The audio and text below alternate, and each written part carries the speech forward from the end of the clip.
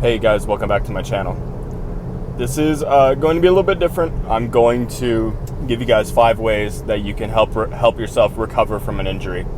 So to give a little background on this, I've been lifting off and on for about 5 years, but the biggest roadblock in my training was I had a hamstring tear about 2.5 years into lifting that took me pretty much completely out of lower body training for almost a full 18 months.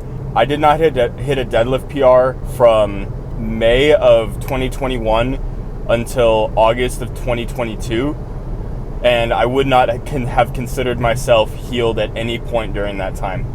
After learning the hard way, almost quitting lifting a million times, and also helping many of my clients get through injuries that they may have sustained, here's going to be a few ways that you guys can help to get yourselves to heal. So number 1 is to pay attention to your pain threshold. Guys, the pain system in the body is not something that should just be easily ignored. Now, a little bit of discomfort while trying to rehab an injury is fine, and that'll go along with other steps that I'll talk about here in a minute.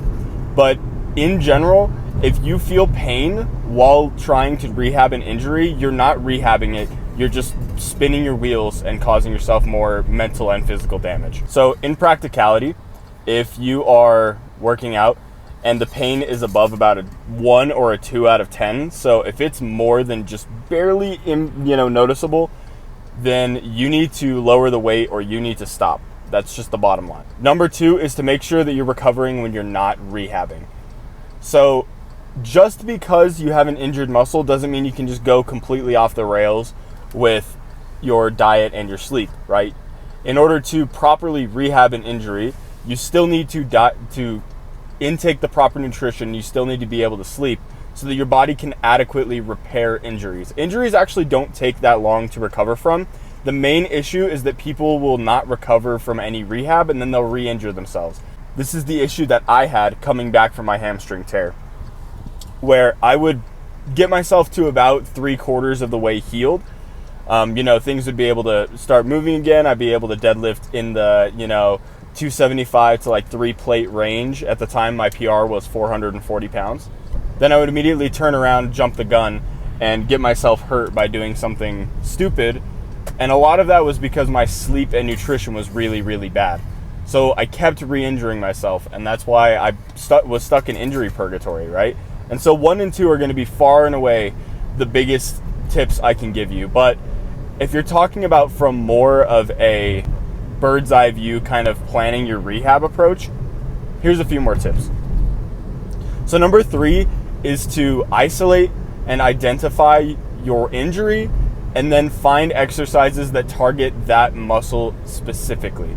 So if it's a muscular injury, which is mainly what I'm talking about in this video, although this can also somewhat be applied to connective tissue injuries as long as they're very minor, what you should do is be able to identify what the injury is and then how you can train it pain-free while also targeting what is weakest so that you can build it back up to where it needs to be. So for me, this looked like I accidentally reinvented an exercise where it's sort of like a rear foot elevated RDL. That exercise allowed me to be able to target the exact point on my hamstring where it originated in my hip joint. And that exercise I had to start out basically with no weight, and then I would progress by a 2.5 every week.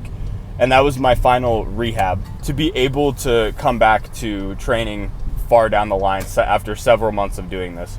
Number 4 is to stay patient. Now, the problem is that as soon as things start going back on track, your impulse is going to be to just jump right back into it a little too soon.